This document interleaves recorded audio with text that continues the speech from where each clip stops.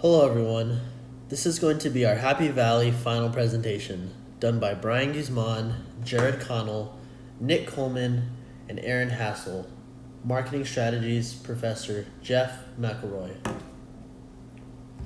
Starting off with our executive summary, first and foremost, we were able to gain an understanding of Happy Valley, who they are, and what their goal is as an organization. We helped Happy Valley reach their goal of fundraising for the remainder of the year. In addition to that, we were able to come up with new marketing strategies for Happy Valley to follow.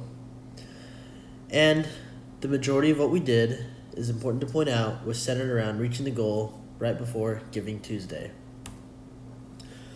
So what is Happy Valley? Here is our overview of what Happy Valley is. Happy Valley hosts many events, such as camps, educational retreats, and corporate conferences. Their summer camps and various events consist of weekend events, kids camps over weekend gatherings, things such as that. They are located in Santa Cruz, California, and typically, pre-COVID, they're able to accommodate up to 150 people at a time. So, what do they have for access for everyone? Well, they have lodges and cabins, scenic trails, swimming pools, rope courses, volleyball courts, and large areas of lawn space for many various events for people to be able to get involved with. Moving on to their situation analysis, here's their SWOT, which is their strengths, weaknesses, opportunities, and threats. So starting off with their strengths, they have a great reputation within their community. They have a high retention rate in members, meaning that a lot of the people that have come into contact with them, they continue to do business with them.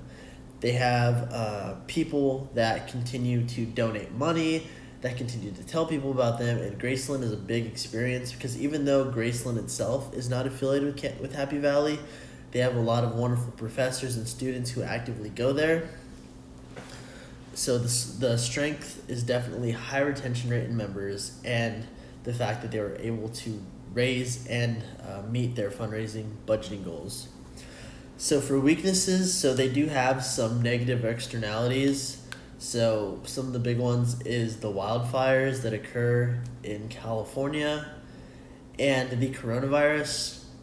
That was a huge weakness to them because they were pretty much forced to shut everything down, and that gave them they had to sit down and kind of think about what they're going to do because suddenly their operations closed. So kind of going virtual was different, but it's something that they were able to do. Opportunities are constantly there for Happy Valley because they always have the ability to reach new people. They offer fun events and activities for people, and this is a great thing to build off of. Another thing is they're in California, which is also where they're at is near the ocean, which is a plus as well. And their threats, they have a lot of competition. There are a lot of places that offer what Happy Valley does. So kind of trying to stay competitive, getting people to stay with Happy Valley, choosing them over somebody else is a big deal. COVID was a big threat, as I said, and environmental threats as well. So the ongoing communication for this project, for the research, group work, and Zoom calls, what we did was we worked on Zoom with Tess and Tim weekly, which was every Wednesday, typically at about 7 o'clock. So Sierra, Carter, and I, we would meet with them and kind of discuss our ideas, kind of what they wanted, and then we would relate that back to our group and kind of get some feedback on that and build off of that. Typically with our group, and I think the others did this as well, was we would meet weekly to discuss our ideas and plans. And whenever we had something that we thought was a really good idea, we would email that to Tess, and Tess would let us know, hey, that works, or hey, this can be adjusted. And overall, it was a very unique and smooth communication line. The channel is always very clear, and that was very efficient for us to get things done in a timely manner. The research that was done by us as well was also based on the resources given to us by Tess and Tim. So everything that we kind of went off of were things that they kind of had inside thought of, and we kind of went from there. So the demographic groups, this was a huge deal. Our group played a big deal in demographic groups because we kind of liked to sit and think about who can we reach better, who can we do this better, or who can we acquire the most in interest. Now, the demographics are mixed. So the young demographics for Happy Valley consist of summer camps and weekend gatherings. So the younger audience, typically they have summer camps, which offers team building and leadership skills for people to go off of. The older demographics, so Happy Valley, make no mistake, is not just for super young kids. It's also for people that are older, for adults, and what they can do is some companies will have corporate conferences there. And it's honestly a beautiful place to have a conference because you have beautiful land, beautiful scenery, and it's just one of those places where it's easy to understand why a lot of why a lot of companies decide to have their conferences there. College students can also make up a big deal of the demographics, and it's important to point out that we learned that Happy Valley does partner with a few universities in California as well. So the communication to donors, this was done through emails, and what our job was coming up with new messages to bring in new acquisitions. This was a big role in what we played over the course of this semester. We were coming up with new emails for Tess and Tim to kind of go over, to be potentially sent out, kind of giving that new, fresh insight, new mind of potentially what can we put out to try to get in new acquisitions of people. Developing individually target talking points for specific demographic groups. So for this, what we try to do a good job of was spark the interest of the demographic that we're using. So for example, for younger demographics, we have younger people who tend to care a lot more about environment and sustainability, and and Happy Valley is one of those places where they offer such beautiful scenery and beautiful land that it's easy to use the environmental issues to drive them. So for the younger demographics, when we talk about environmental issues, we talk about the wildfires, climate change, talk about the things that people really care about, and that drives them in and it attracts the interest of them. Because wildfires occur so much in California, it's very powerful to bring in younger people because they're very passionate about these issues and they're very willing to drive change. Identify optimal distribution for communications. So our group in particular was heavy in encouraging the usage of social media to communicate. So something that we encouraged and wanted to do was use different college campuses to distribute messages because that is one of the best demographics that there are out there. Using social media to drive the post. Social media should be aimed at the targeted audiences. So the question right now that we need to ask ourselves is, who uses social media the most? And if I had to guess, it would be college students because we are always on our phones. So using the right social medias that kids use the most would be the most ideal, because if we do that, then that gets the most views, people see it the most, and that's where people are most likely to have the interaction. And finding the topics that people care about the most and use that to attract more. So once again, we encourage the environmental issues to get people to talk about Happy Valley more, and we think that is a really good idea.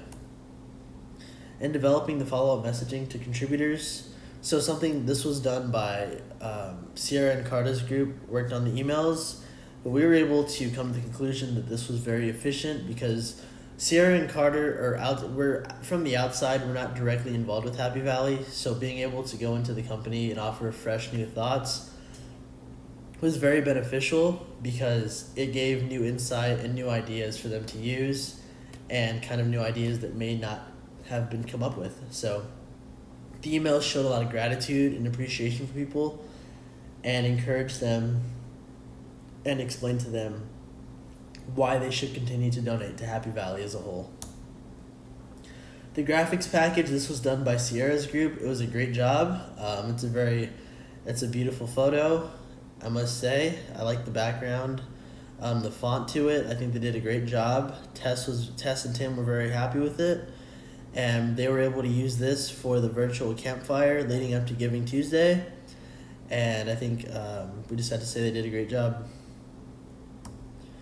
Giving platforms, so the research giving platforms, this should be done through the websites and the links to the email. So when you get an email from Happy Valley, it kind of tells you a little bit about the experience, what they do, how they do it, as well as encouraging donations. Usually there's a hyperlink to click to donate. And one of our things was we need to make the emails more effective and more catchable to the reader's eyes. So kind of like that hook statement to kind of taking what people care about the most, putting it into the email at the kind of like the very beginning so they see and it catches their eye the most. That way they're most likely to open it, read it, go through it, and kind of just get a better understanding of what it is that they are. Social media should also be in strong pursuit of receiving donations as well. And research shows that social media is growing constantly faster than we could ever imagine. Therefore, we need to use that the most to drive the numbers. The right marketing on social media can be very successful in bringing in new donations to Happy Valley because it's growing so fast. And if we can grow with it and get people to kind of ride the Happy Valley train, then I think we can be in a really good spot. So the recommended optimal giving platform, as we just said, our final recommendation is through the two platforms of emails with the donation hyperlinks. And as I said, using strong messaging and touchy topics that encourage the recipients to donate. So if people really care about trees, saving trees, or climate change, kind of aiming those messages at, if you donate this, like we'll save a tree or something. And then social media, Instagram. Instagram is one of, if not the most used social media platforms out there. So using that is definitely the way to go. So the embed giving platform and communications media, donations can be given through the website. And what we want to do is we want to expand the universities that Happy Valley works with. This way we can get Happy Valley out there more, because if we can hit some really big time universities out there and just kind of expand on what Happy Valley is, then we can do, it can be a little bit easier and better for Happy Valley because their audience is suddenly getting a lot bigger. And we need to encourage more giving, especially in college campuses, like setting up, what some organizations do is they'll go to college campuses and they'll have booths and tables and kind of just explaining like at the center of campus what they are, and just that has the potential to be really, really good. So the fundraising and the budget. So the Happy Valley did meet their budget for the rest of the year to kind of sustain them through December 31st. The virtual campfire that they did was very helpful in bringing in a lot of donations, and I believe this is covered more precisely by Carter's group. So our group had fundraiser ideas. So the usage of merchandise was a big deal to us. Our thing was we wanted to incorporate, if you buy like a wristband or a t-shirt for $20 or $25, congrats, you get what you paid for. In return, we're saving one tree. Or another idea that we talked to Tess about was people can send letters to trees, and basically people can, for a donation, they can write a letter, send it to a tree, and either like post it on the bark or like a box next to it. That's their way of saving the environment. So this was something that we really encouraged them to do, and we kind of got places. There's still more communication to be done on this, but this has a lot of potential, not only to bring in more money, but to create kind of a movement of people, saving trees and saving the environment and things like that. So the conclusion of this project, Happy Valley was able to meet their goal of $50,000 before Giving Tuesday. Giving Tuesday will continue to be promoted. The overall goal is to continue to raise money. That way Happy Valley can stay sustainable. One thing definitely is the pandemic did put a challenge on Happy Valley, and it did make our jobs working with Happy Valley a little bit tougher. But one thing is we were able to come together and work together, and we did I believe in the end we did a good job. The communication that was done, we went through a lot of adversity trying to raise money in the middle of a pandemic, and I think everybody coming together, we did a really good job. Working with Happy Valley was a great learning experience. And the extra thoughts on Happy Valley. So Happy Valley, it was an amazing experience for all of us to work with and work on. With Tess and Tim was an excellent learning experience. We learned a lot about online marketing and things such as that. Tess compared this to a virtual marketing internship, which was wonderful because it does add more of a marketing side to us who are not like kind of marketing or social media marketing majors. And this allowed us real world opportunities to come up with new ideas to work on. And in the end, we are just very thankful for the opportunity. And now here is a video of our work. This was one of the pieces that we did that we sent to Tess and Tim, which is more than likely going to be used as a social media post sometime soon for their post on their social media. And it was done by Georgia Seagraves, Addison Wilson, and Mike Hoffman. Thank you and enjoy. Hi, my name is Georgia. I loved my Happy Valley internship experience because I was able to work with a variety of different people in a variety of different roles, all while developing skills in customer service, hospitality, management, and leadership in the most beautiful place on earth. Hi, my name is Addison Wilson. I care deeply about Happy Valley because of the strong relationships, community feeling, and care I was shown by campers and staff alike. Happy Valley is a place where you can always feel welcomed and loved, no matter who you are. Yep. Happy Valley is a great place and a great organization. It's run by Tim Dodds, and I've known him for 30 plus years.